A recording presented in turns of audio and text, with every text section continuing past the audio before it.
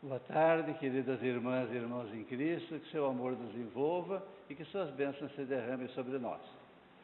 Hoje nós vamos bater um papo com vocês a respeito de uma pergunta que está no Evangelho. Perdoar até 7 vezes? E quem foi que fez essa pergunta? Na realidade foi o Pedro. O Pedro chegou para Jesus e falou assim: mestre, se o meu irmão pecar contra mim, até quantas vezes que eu devo perdoá-lo? Até 7 vezes? Como que diz assim, né? 7 já está demais, né?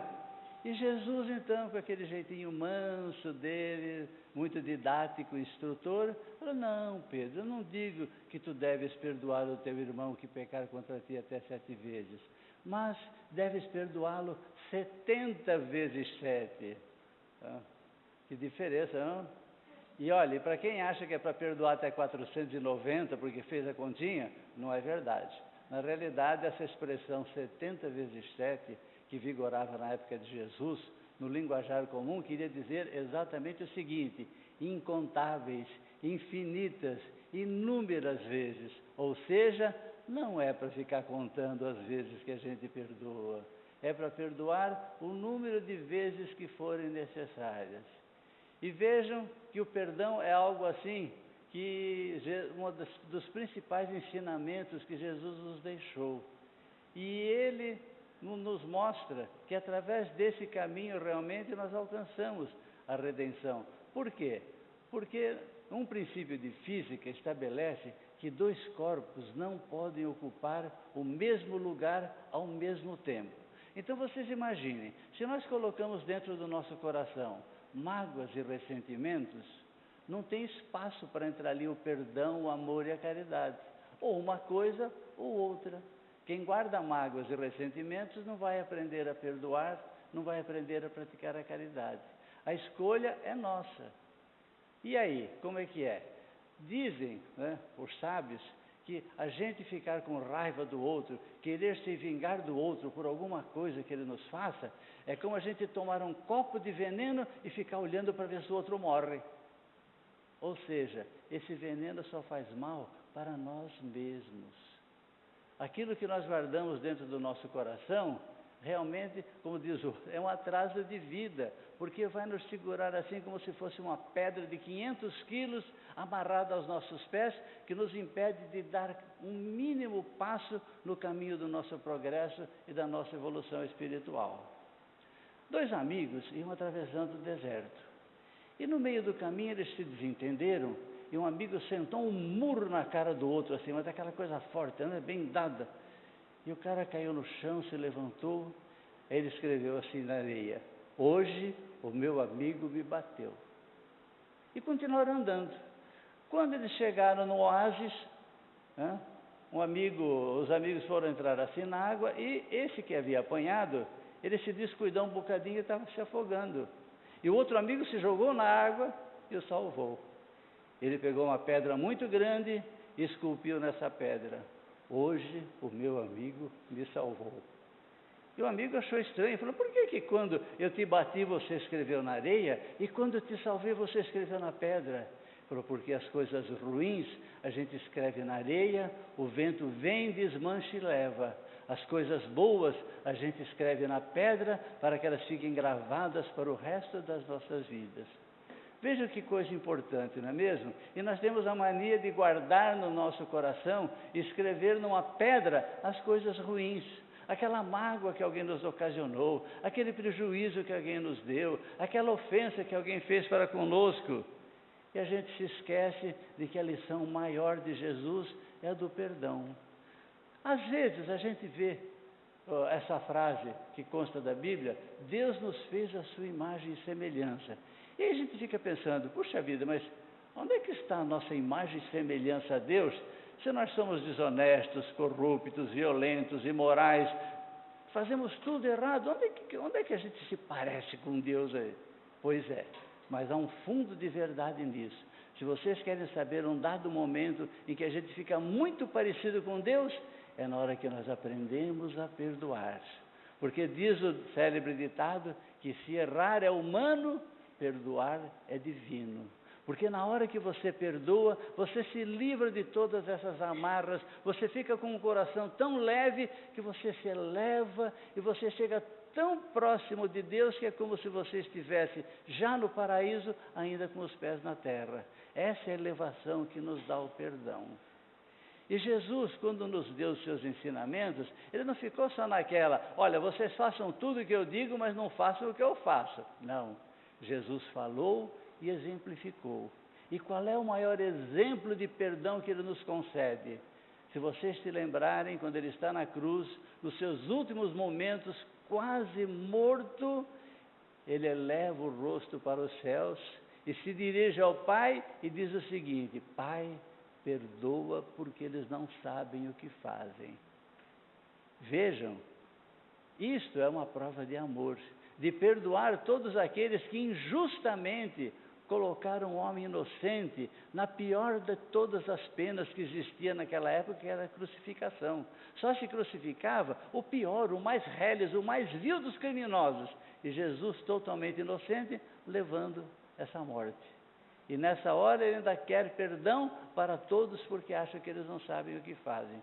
E cá entre nós, será que vocês também já pararam para pensar? Será que todo mundo que atrapalha a vida da gente, que nos ofende, que nos magoa, será que eles sabem o que estão fazendo? Eles sabem o que estão plantando para as suas vidas? É lógico que não. Façamos então como Jesus, saibamos conceder esse perdão, porque eles também não sabem ainda o que fazem. Mas através do nosso exemplo, através do nosso perdão, da nossa compreensão, da nossa atitude, nós vamos conseguir transformá-los. E aquele que percebe que realmente sempre é perdoado, num dado momento vai cair a ficha e ele vai se transformar. Mas a recíproca não é totalmente inversa. Hein? Se a gente não perdoa, a pessoa vai ficando cada vez com mais bronca da gente, vai perseguindo mais, vai fazendo mais coisas erradas, vai nos ofendendo mais, vai nos magoando mais. E onde é que nós chegamos aí como inimigos? Afinal de contas, qual é o grande mandamento de Jesus? Ame ao próximo como a ti mesmo. Mas por que ele falou ame ao próximo? Por que ele não falou assim, ame a humanidade, ame todos que estão no mundo? Não, ele fez questão de frisar, ame o próximo. Sabem por quê? Porque o próximo é aquele que nós escolhemos para conviver aqui.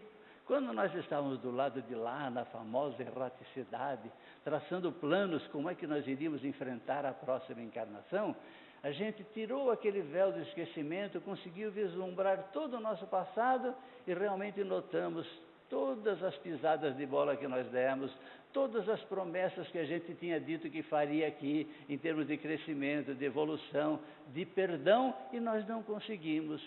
Aí a gente pede uma nova chance, a gente pede que todas essas pessoas sejam colocadas de novo à nossa volta, que desta vez sim, nós vamos cumprir tudo o que prometemos. Aí a gente chega aqui, de novo, danado do véu do esquecimento, deixa a gente meio sem saber o que veio aqui fazer, e a gente começa a reclamar, ai, mas esse filho é muito problemático, aquela sogra ranzinha já não aguento mais, aquele marido, aquela esposa, e a gente só fica reclamando. Vocês não vieram aqui para reclamar, minha gente, vocês vieram aqui para se apaziguar, para se harmonizar e crescer juntos com todos esses que Deus lhes presenteou. É para que no final dos seus tempos nós chegamos diante do Pai e digamos a Ele, Pai, todos aqueles que me destes e que estavam à minha volta, ei-los aqui de retorno muito melhores do que eles lá chegaram. Essa é a nossa missão. E quando a gente fala em perdão, a gente se lembra assim, de uma frase que diz, o pai às vezes a gente não sabe quem que é, mas a mãe é sempre, mãe só tem uma, não é essa frase que existe? Então eu vou contrariar um bocadinho esse mãe só tem uma. Eu vou dizer para vocês que o perdão, mãe só tem duas. O perdão tem duas mães. Essas duas mães do perdão são os caminhos que nos levam a aprendê-lo e a praticá-lo. Essas duas mães se chamam paciência e tolerância. Aqueles artigos que hoje estão muito em falta em todos os lares. A gente procura no açougue, na padaria, no supermercado, no shopping, não achamos a danada da paciência, nem a sua irmãzinha, a dona tolerância. E onde é que elas estão? elas estão no nosso coração. Deus nos presenteou com uma sementezinha muito pequenininha desses dois qualificativos de paciência e tolerância. Agora, cabe a cada um de nós desenvolvê-los e a gente realmente saber praticar a paciência e a tolerância. Porque a paciência e a tolerância são os caminhos pelos quais a gente aprende a perdoar. Quem é intolerante e quem é impaciente, como vai conseguir perdoar? Não é verdade? Então aprendamos a ser tolerantes e pacientes, que a gente vai chegar lá.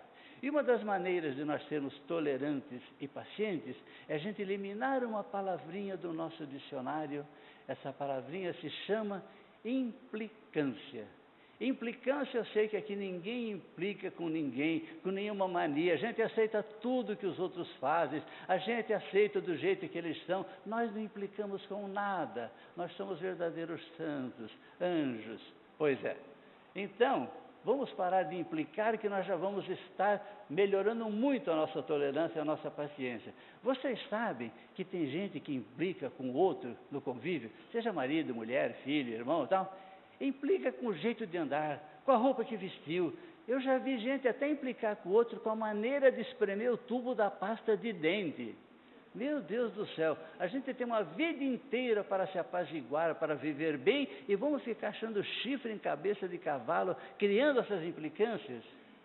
E aí é que está. E quando a gente convive, a gente diz certas coisas que a gente não gostaria que fossem feitas, e a gente, às vezes, se esquece de verificar que a outra pessoa está se esforçando ao máximo para fazer tudo aquilo que a gente pediu. E a gente não nota, mas é só ela fazer novamente aquela coisinha, pronto. A gente esqueceu as 99 que ela acertou e vamos ficar caindo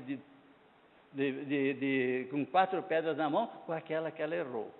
Vocês conhecem trovas. Trovas são 4 versinhos que encerram uma profunda verdade. Então eu vou dizer uma trovinha para vocês, que vocês vão entender direitinho esse assunto que eu acabei de falar agora. Das coisas que trago comigo, há uma que mais me entristece. Quando eu acerto, ninguém se lembra. Quando eu erro, ninguém se esquece. Pois é, somos nós. A gente fica só na perseguição do outro para ver onde é que ele vai errar, onde é que ele vai pisar na bola para chegar lá. Para quê, minha gente? Onde está a nossa tolerância? Onde está a nossa paciência? Cadê a nossa capacidade de perdoar?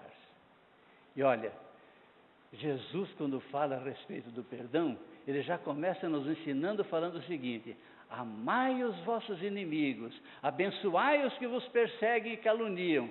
Puxa vida, lá em casa não tem nenhum inimigo, nem tanta perseguição, né? Acho que fica bem mais fácil a gente perdoar, não é mesmo? E o que Jesus fala? Ele diz que nós não devemos julgar ninguém pelas suas atitudes, porque o Pai que é o Pai, Ele faz chover sobre os bons e sobre os maus. Ele faz o sol nascer sobre os justos e os injustos. E Ele diz assim: então não resistais ao mal. Mas o fecho dessa frase é que é realmente a nossa diferença. Ele fala: não resistais ao mal, mas pagai-o com o bem. Nossa, essa é pesada, né? Além de não resistir ao mal, ainda temos que pagá-lo com o bem. Puxa vida, né? Isso não é para qualquer um, não é para qualquer um. É somente com aqueles discípulos de Jesus que realmente resolveram levar a sério os seus ensinamentos. Então, vamos realmente levar a sério e vamos aprender a perdoar. Mesmo porque, minha gente, nós ficamos com aquela mania de quem está à nossa volta, está sempre fazendo tudo de propósito, para irritar a gente, para tirar a paciência da gente, para prejudicar a gente. Vamos levar em conta que essas pessoas são frutos de sua própria ignorância. Se eles fossem mais espertos, se eles fossem mais sabidos, eles saberiam que é muito melhor a gente praticar o bem, que a gente é muito mais bem-quisto, que as coisas vão muito melhores na nossa vida, não é mesmo? Olha, eu sou formado em Direito, eu tive um professor de Direito, era Direito Penal. Ele era promotor de justiça e era aquele que trancafiava os ladrões, os criminosos na cadeia. Ele era pastor protestante. E ele tem uma frase que eu não esqueci até hoje, apesar de estar formado há mais de 40 anos. Esse professor dizia o seguinte: se o malandro soubesse como é bom ser bom, ele seria bom só por malandragem. E é a grande verdade. Se nós realmente formos bons, se nós soubermos perdoar, se nós não resistirmos ao mal, se nós vamos pagá-lo com o bem, você sabe o que vai acontecer com nossa conta corrente lá com o paizão? Vai ter um crédito desse tamanho. Por outro lado, cada vez que a gente não consegue perdoar, cada vez que a gente pisa na bola, cada vez que a gente quer se vingar, cada vez que a gente guardar mágoa, cada vez que a gente guardar ressentimento, além do mal que tudo isso faz para a gente, porque aí o fígado não funciona direito, a cabeça embota, o intestino começa a ratear. Olha só coisas ruins por você guardar essas coisas tortas. Só por isso já valeria a pena nós sermos bons, para vivermos uma vida mais saudável.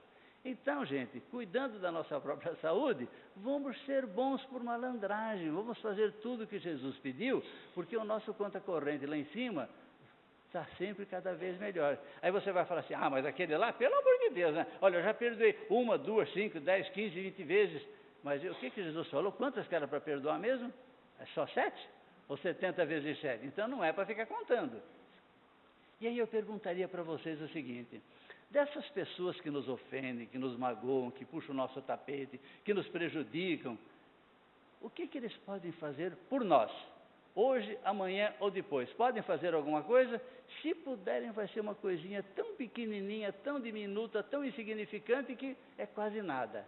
Aí eu pergunto para vocês, e o paizão lá em cima, que enxerga hoje, amanhã e lá no futuro, o que ele pode fazer por nós?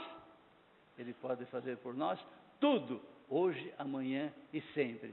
E aí, para quem interessa você estar com o seu conta corrente no positivo, com aquele ingrato que está sempre abusando da sua bondade, ou com o paizão lá que vai reconhecer isso através dos seus gestos e atitudes? É lá, gente. Então façamos isso em nome de Deus. Quando Jesus fala assim, eu e o Pai somos apenas um. Ninguém chega ao Pai se não for através de mim. Ele não está querendo ser arrogante, presunçoso, de dizer que ele é o máximo. Não. Esse ninguém chega ao Pai se não for através de mim, ele quer dizer, através da prática dos meus ensinamentos. É assim que vocês vão chegar um bocadinho perto de Deus. E por aí então, vamos ver se a gente realmente leva a sério essa questão de nós praticarmos essa caridade. E Jesus então, para mostrar que às vezes, além do perdão, a gente pode ter um sentimento até maior do que esse perdão, uma coisa que se chama misericórdia, que é um perdão assim elevado ao quadrado. É só a gente se lembrar daquela história do filho pródigo. Todos vocês conhecem, não é verdade? Aquele filho que pegou todo o dinheiro da família, exigiu do pai, foi correr mundo, acabou toda a grana, voltou para casa no lugar que ele estava dando de comer aos porcos, e nem a comida que era dada aos porcos lhe era permitido comer. E ele pensou, puxa vida, eu pedi todo o dinheiro para o meu pai, gastei tudo aqui nesses mundos, estou passando fome, estou passando necessidade, estou alimentando porcos, e cá entre nós, eram todos judeus, e o bicho que o judeu tem mais abjeção é o porco, tanto que ele não come carne de porco até hoje. E aí, isso é para provar que ele estava no fundo do poço. Aí ele chega e pensa, puxa vida, um empregado lá na fazenda do meu pai, ele tem casa, comida, e leva uma vida de rei comparado com o que eu estou fazendo aqui. Eu sei que eu errei, eu pequei contra o céu, pequei contra o meu pai, eu não mereço nem mais ser chamado de seu filho, mas eu volto lá e vou pedir que ele me aceite como um de seus empregados. O que ele não sabia é que por aquele caminho que ele havia assumido quando havia saído de casa com o dinheirinho da herança, o pai todas as tardes olhava no fundo daquele caminho e ficava vendo se o seu filho estava de volta. E dia após dia nada acontecia, até que numa determinada tarde, o pai olhou para aquela estrada e viu que aquele filho voltava. Ele não esperou que o filho chegasse até ele. Ele saiu correndo em direção do filho, o abraçou, mas o filho, lembrando de tudo que havia prometido, chegou para ele e falou aquilo que ele tinha dito. Pai, eu não mereço mais ser chamado teu filho. Eu pequei contra o céu e pequei contra ti. Me aceita pelo menos como um dos teus empregados. E o que o pai fala? Qualquer um de nós, como é que falaria? Olha, você não quis a sua parte, torrou tudo, a porta da rua é a serventia da casa. Se manda, meu, não tem mais nada para você aqui. Não, esse pai não simplesmente perdoou. Esse pai usou de misericórdia para esse filho, porque ele não dirigiu uma palavra de restrição, uma palavra de mágoa, de qualquer outro sentimento. Ele simplesmente abraçou e beijou o filho e falou: filho, você estava morto e reviveu, você estava perdido e foi encontrado. Chamou todos os seus empregados e pediu que eles trouxessem as melhores roupas, as melhores calçados, as melhores joias e que vestissem o seu filho, porque era a maior alegria que ele estava tendo na sua vida. E Jesus então nos diz que esse Pai é o nosso Pai celestial. Ele está sempre de braços abertos, todas as vezes que nós quisermos voltar aos seus braços, praticando uma boa ação. É assim que nós devemos fazer, né? Usar dessa misericórdia. Se Deus usa dessa misericórdia para conosco, por que nós não podemos usar dessa mesma misericórdia com todos aqueles que estão à nossa volta? Vocês já pararam para pensar que às vezes nós somos exigentes demais com relação às pessoas que estão à nossa volta? Muitas vezes nós ficamos exigindo deles coisas que eles não têm capacidade para dar. Eles não conseguem ser tudo aquilo que nós desejamos. Ah, se fulano fosse um pouquinho menos assim. Ah, se o outro fosse... Você não tem que procurar exigir nem mais nem menos de ninguém. Se você quer exigir e muito, exija da única pessoa no universo que você pode mudar, que é você mesmo. E você mudando, você vai olhar à sua volta e vai ficar abismado, espantado da maneira como as pessoas mudaram. Mas por que elas mudaram? Porque você mudou primeiro. Era você que estava fazendo tudo errado e fazendo com que aquelas pessoas levassem uma subvida. Então vamos promover todas essas pessoas. Mesmo porque não está escrito na testa de ninguém aqui qual é o meu grau de evolução, de informação, quanto que eu já evoluí, quanto que eu já conheci, o quanto que eu posso entender de tudo aquilo que está acontecendo à minha volta. Há muitos que precisam da nossa ajuda para se aperfeiçoar, para conhecer, para se elevar. Essa é a missão que nós temos, é de melhorar a vida de todas essas pessoas e, como a gente disse no começo, de devolvê-los ao Pai muito melhor do que eles aqui chegaram. Então, paremos com essas exigências burras e vamos aceitar as pessoas tais quais elas são. Isto é o verdadeiro amor, é a gente amar incondicionalmente. Jesus frequentou e teve na sua vida prostitutas, publicanos, ladrões, gente de tudo quanto era jeito, e ele sempre tratou a todos igualmente com a mesma consideração. Quem somos nós para ficar discriminando os que estão à nossa volta pelas burradinhas que eles cometem, pelas faltas que eles nos ofendem? Quem somos nós? O que Jesus fala a esse respeito? Não julgueis para não serdes julgados, porque com a mesma medida que vocês julgarem, serão julgados. Essa é a lição de amor que Jesus nos ensina. E se vocês procurarem mais coisinhas a respeito do perdão, vocês vão ver que ele fala coisas do tipo: alguém te bateu na face direita, oferece-lhe a esquerda. Alguém quer te obrigar a andar 1000 passos, anda com ele 2000. Alguém quer levar a tua capa, dá-lhe também a tua túnica. Ou seja, não é para brigar, não é para implicar com ninguém, é para a gente realmente amar. Agora, gente, nós somente conseguimos amar aqueles a quem nós conhecemos. Então, no momento que você fica com tantas exigências com aqueles que te rodeiam, você está se negando a conhecê-lo nas suas deficiências, nas suas fraquezas. Reconheça como eles são e ame-os tais quais eles são, do jeitinho que são, com seus defeitos, com as suas falhas, porque nós também somos falhos, nós também somos imperfeitos e o Pai nos ama igualmente. Quem somos nós para ficar discriminando o jeito de amar a quem quer que seja, pelo defeito que tenha, pela maneira de ser? Isso não é amor, porque o amor, como a gente disse, é incondicional. E ninguém ama aquilo que não conhece. E como que nós devemos conhecer todos aqueles que estão à nossa volta? Através de um relacionamento profundo, através de um diálogo, de uma conversa, de um entendimento. Só assim nós vamos saber como é cada um. Eu lembro de uma frasezinha assim, daqueles caipiras do interior, né? Que fala: olha, eu tive 5 filhos, criei tudo igual. Agora, 2 deu coisa boa, outro foi ser criminoso, outro tem um toxicoma. Mas por que acontece? Pois é, esse é o problema. Ele criou 5 e criou os 5 tudo igual no dizer dele. Agora, pensem bem, aqui nós temos 5 irmãos. Vocês já notaram? Eles são todos iguais? Não, eles são semelhantes. Mas ele experimentou coçar o ouvido com esse dedão? Já experimentou pegar o dedinho e pegar uma chave de fenda e fazer força com ele? Cada um tem a sua finalidade, cada um tem as suas qualidades, cada um tem os seus predicados. Basta que nós conheçamos todos os nossos, que Deus nos deu para aceitarmos tais quais eles são. E aqueles que têm alguma deficiência que nós podemos elevá-los, vamos então promovê-los, vamos atualizá-los, vamos fazer com que eles tenham um melhor conhecimento das coisas e que sejam pessoas melhores. Não é para ficar criticando nem condenando. Isso é muito importante, porque se a gente ama só o que conhece, por quê? Porque se você não conhece quem você está amando, ou por você pretende amar, o que acontece é que você vai exigir de uma coisa, de outro a mesma coisa, e um é assim e o outro é assado. Esse você não precisa exigir tanto, aquele você precisa se doar mais. É esse conhecimento que nós precisamos ter de cada um daqueles que estão à nossa volta. E para encerrar o nosso papo, para vocês perceberem como é importante essa questão do perdão visto por Jesus, eu vou ler, para não perder nenhuma frase, nenhuma palavra, uma frase que Jesus colocou no seu Evangelho, e o que ele disse nada voltou atrás, e nem ele desdisse, está valendo por todos os séculos até hoje e daqui para frente. Vejam então o que ele disse, ó.